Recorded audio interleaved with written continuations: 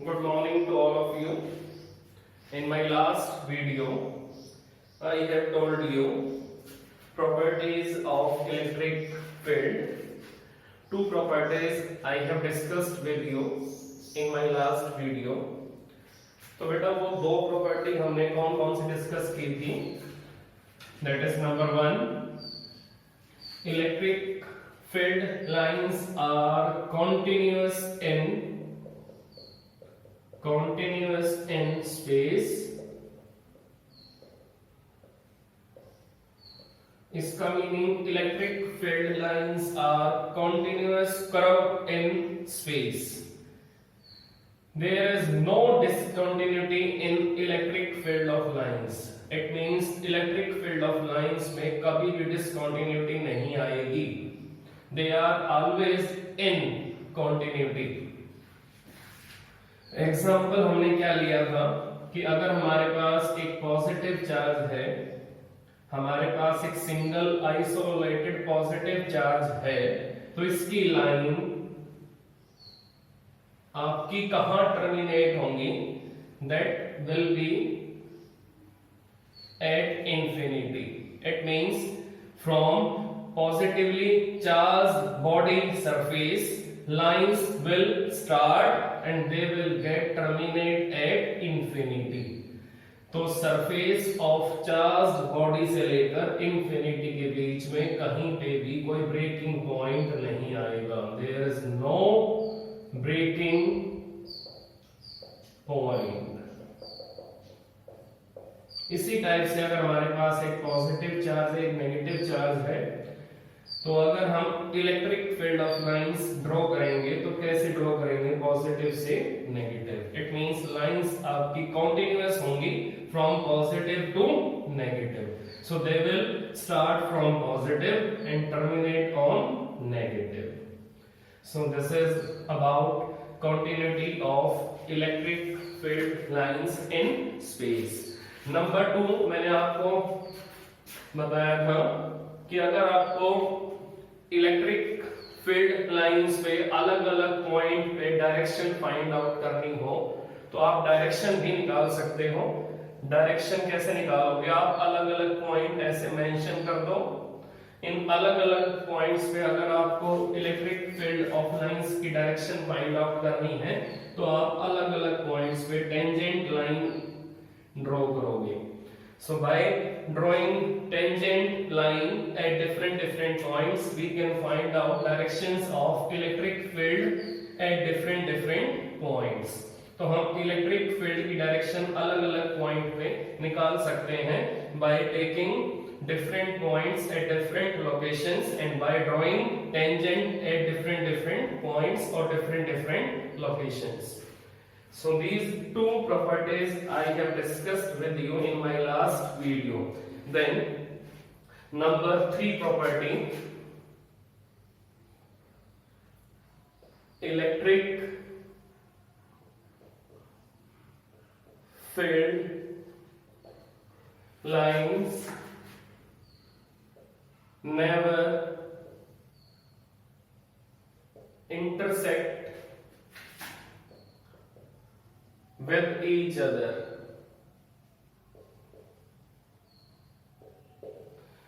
Electric field of lines कभी भी आपस में इंटरसेक्ट नहीं करेंगी. इसका मीनिंग क्या है कि इलेक्ट्रिक फील्ड ऑफ लाइंस कभी भी कहीं पर भी किसी भी लोकेशन पे आपस में इंटरसेक्ट नहीं होंगी.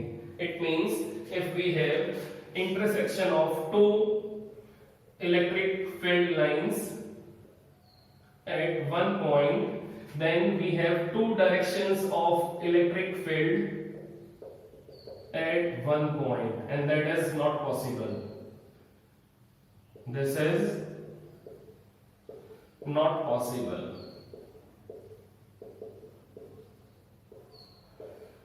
तो किसी भी एक पॉइंट पे अगर ये इंटरसेक्ट होंगी तो उस पॉइंट पे हमारे पास इलेक्ट्रिक फील्ड की दो डायरेक्शंस आ जाएंगी. And that is not possible because electric field of lines have unique direction.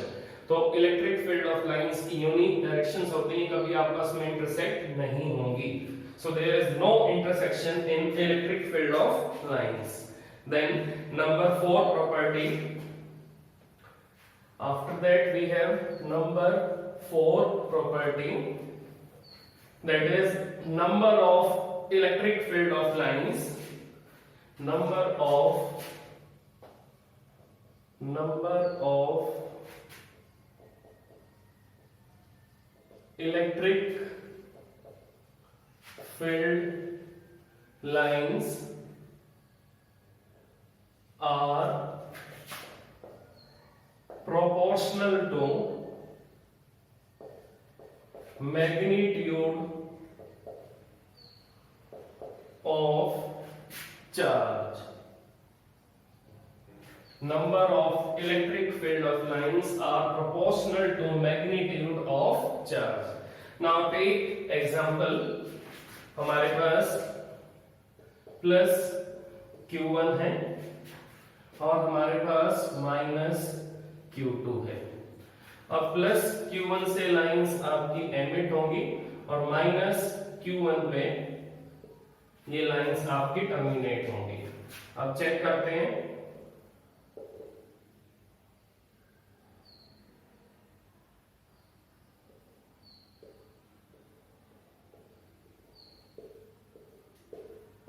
At Q2, how many lines are terminated? Number 1, number 2, number 3, number 4, number 5, number 6, number 7, number 8, number 9. And see how many lines will be emitted from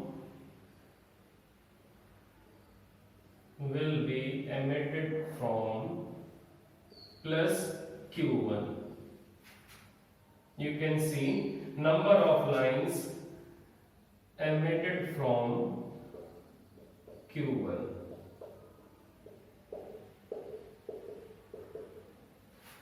Now see that at minus Q2, how many lines will get terminated? Only 9. And from plus Q1, how many lines will be emitted? These are 13 lines. So here we have 13 lines and here we have only 9 lines.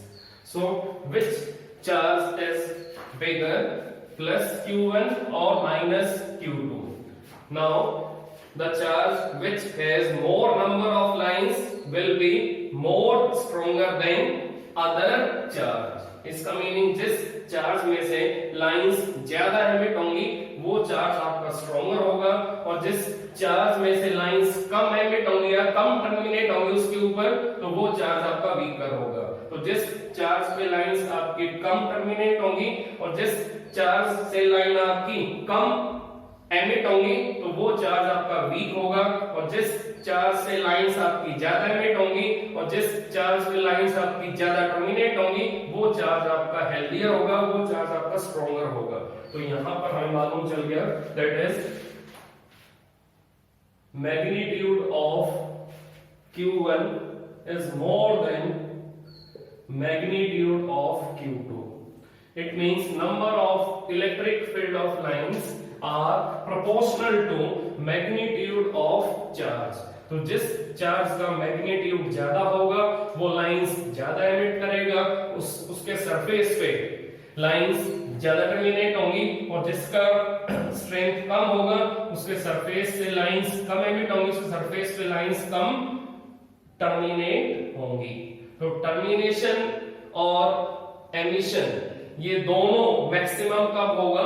जब charge की strength maximum होगी, charge आपका healthier होगा और charge आपका stronger होगा। Next property number 5। Next property number 5 we can discuss now. Number 5 property,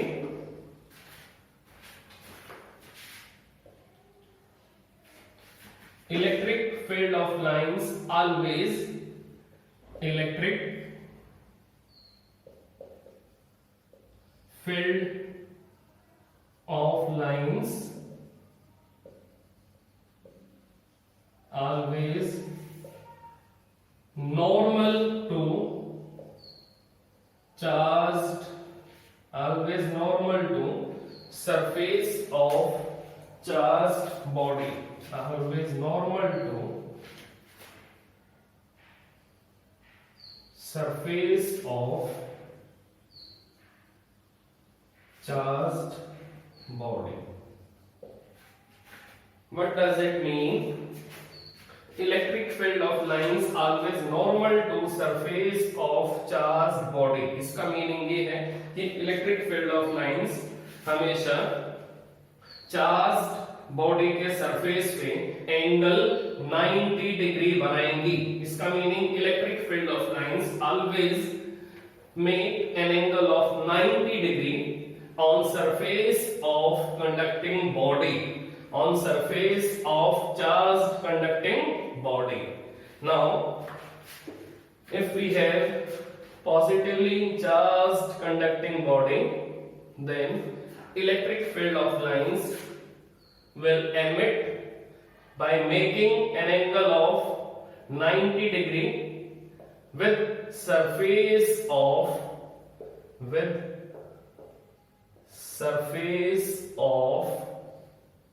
charged conducting body, with surface of charged conducting body. आप check कर सकते हो इलेक्ट्रिक फील्ड ऑफ लाइंस हमेशा जिस सरफेस से एमिट होंगी उस सरफेस पे एंगल कितना बनाएंगी 90 डिग्री. तो जिस सरफेस से electric field of lines emit होंगी उसी सरफेस पे ये एंगल 90 डिग्री बनाएंगी, उसी सरफेस पे ये हमेशा नॉर्मल रहेंगी. It means they will emit from any surface and they will make an angle of 90 degree with that surface. तो जिस सरफेस से ये एमिट होंगे और जिस सरफेस पे टर्मिनेट होंगे वहां भी ये एंगल 90 डिग्री ही बनाएंगी. अगर हम -q लेंगे तो -q में भी आपको हर जगह लाइंस का एंगल 90 डिग्री मिलेगा on surface of negatively charged body, on surface of negatively charged body. It means they will make an angle of 90 degree with surface of positively charged body or negatively charged body. तो इसी type से अब हमारे पास एक simple सा question है, कि we have given a plus q point charge,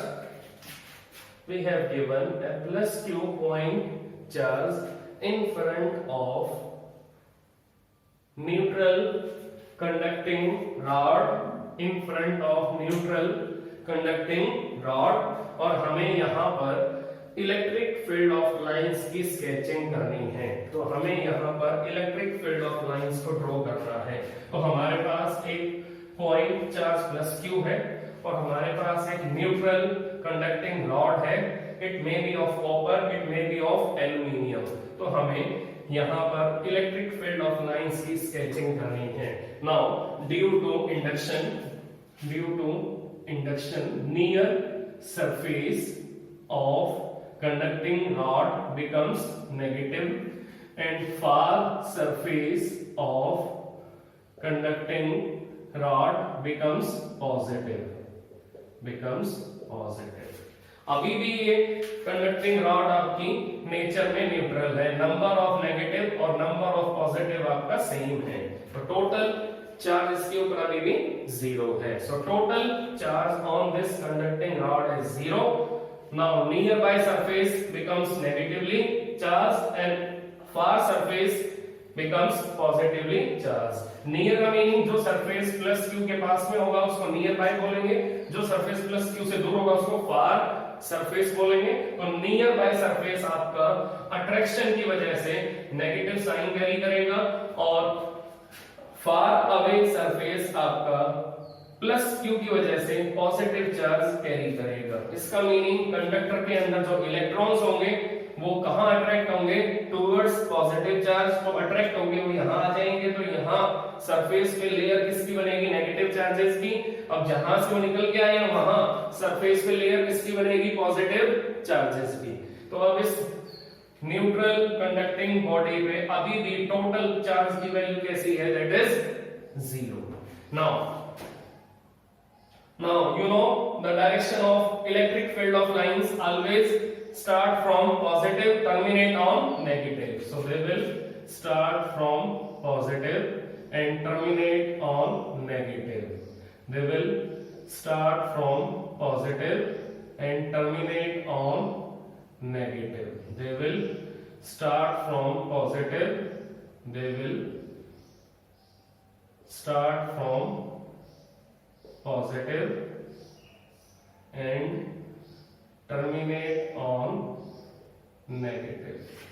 So they will start from positive and terminate on negative. तो ये पॉजिटिव से स्टार्ट होंगी और नेगेटिव पे टर्मिनेट होंगी. They will start from positive and terminate on negative. They will start from positive and terminate on negative, and they will make an angle of 90 degree on surface of positively charged conducting body.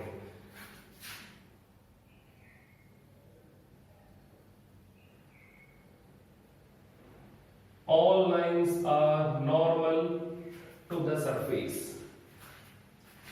और यहां से lines आपकी emit होंगी, positive positive positive positive and positive.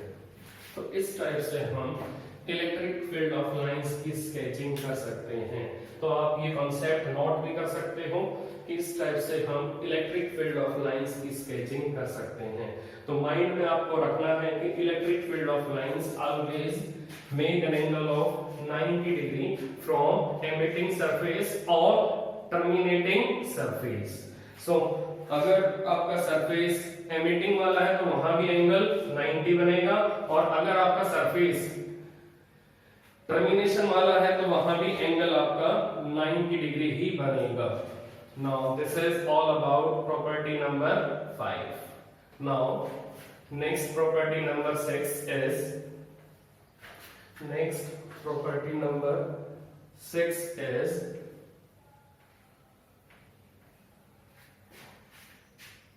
next property number 6 is contraction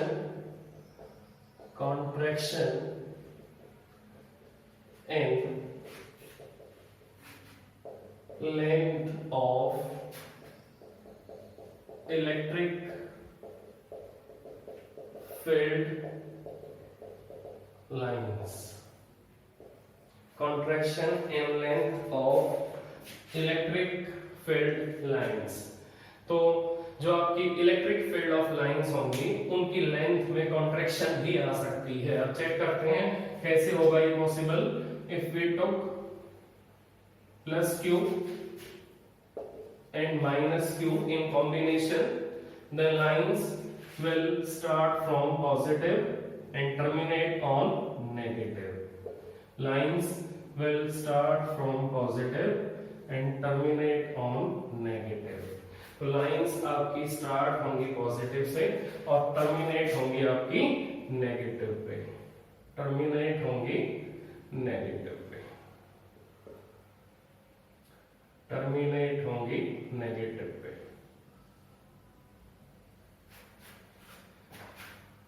तो इसी type से यहां से लाइंस निकलेंगी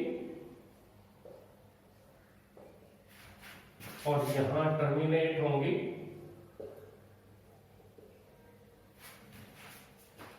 Now this is contraction in length.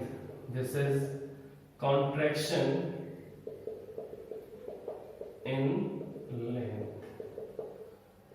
So whenever lines start from positive, terminate on negative, then there is contraction in length of electric field of lines. This is the contraction. This bending is known as contraction in length of electric field of lines. तो ये हमें mind में रखना है कि जब भी lines आपकी पॉजिटिव और नेगेटिव चार्जेस के बीच में बनेगी तो जो बेंडिंग आएगी उस बेंडिंग को हम क्या बोलेंगे, contraction in length of electric field of lines. तो जैसे समर और विंटर में कंडक्टिंग वायर्स की लेंथ में चेंजेस आते हैं, उसी टाइप से इलेक्ट्रिक फील्ड ऑफ लाइंस के अंदर भी आपकी चेंजेस आते हैं। और वो चेंजेस कब आएंगे, जब लाइंस आपकी पॉजिटिव चार्ज से निकलेंगी और नेगेटिव पे टर्मिनेट होंगी। That bending in lines is known as contraction in length of electric field of lines. Then in same property we have lateral pressure in electric field of lines. So contraction in length क्या show कर रहा है कि we have attraction between plus q and minus q. तो ये हमें mind में रखना है कि contraction of length हमें क्या एविडेंस दे रहा है, we have attraction between plus q and minus q. तो अगर ये दोनों चार्ज आपके इक्वल एंड अपोजिट होंगे तो इन दोनों के बीच में अट्रैक्शन होगा और इलेक्ट्रिक फील्ड ऑफ लाइंस में कॉन्ट्रैक्शन आ जाएगा। So due to attraction there is contraction in electric field of lines. इसी टाइप से आपको मालूम होना चाहिए कि विंटर सीजन में जो कंडक्टिंग वायर्स होती हैं टाइट हो जाती हैं, that is due to contraction in length of conducting wires. तो विंटर सीजन में जो कॉन्ट्रैक्शन होती है लेंथ में, जो स्ट्रेचिंग होती है लेंथ में, that attractive stretching is known as contraction in length. तो जब स्ट्रेचिंग आपकी अट्रैक्टिव हो जाएगी then that stretching is known as contraction in length. Wire आपकी विंटर सीजन में टाइट हो जाती है और टाइट होने का मेन रीजन क्या है, that is contraction in length. अब इसी टाइप से अब हम डिस्कस करेंगे lateral pressure in electric field of lines. If we took two charges of same sign plus q, both are equal in magnitude and both are like charges, both having same sign positive. तो अब ये भी lines emit करेगा, ये भी lines emit करेगा, ये भी लाइंस एमिट करेगा, इसी टाइप से ये भी लाइंस एमिट करेगा, ये भी लाइंस एमिट करेगा।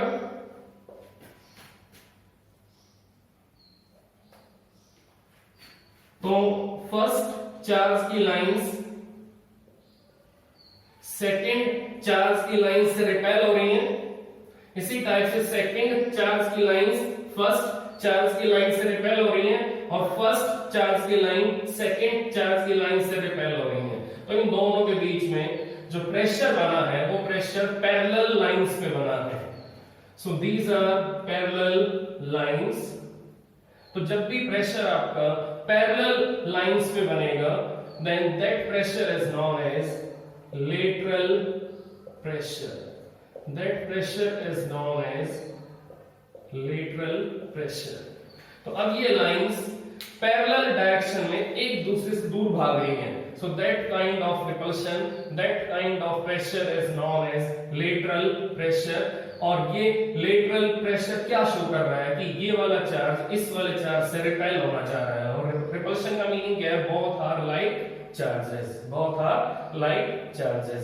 So lateral pressure in electric field of lines shows that lateral pressure in electric field of line shows that there is force of repulsion between two charges।